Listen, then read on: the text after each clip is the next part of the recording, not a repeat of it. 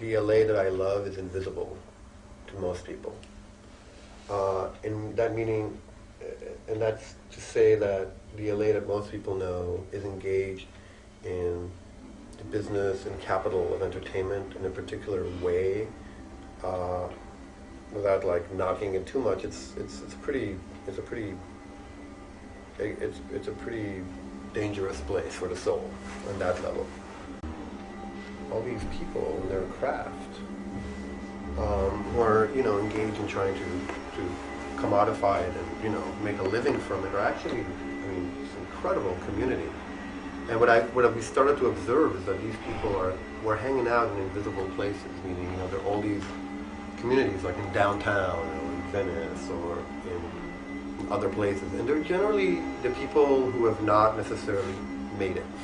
Meaning there are those of us who have been in LA for a decade or two, that have been climbing those walls, and yet we still want to create. And so we're engaging in each other.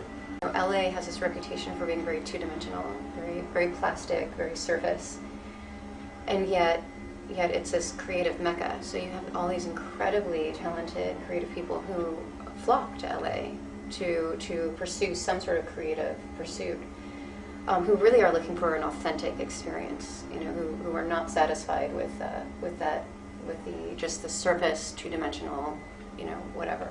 Mm-hmm. And I think that because LA has such a has this reputation, and that there is that level of just surface reality, that when people find authenticity, they really grab onto it and hold onto it, and it becomes a precious thing that may not be in another city or in another place where it can be taken for granted.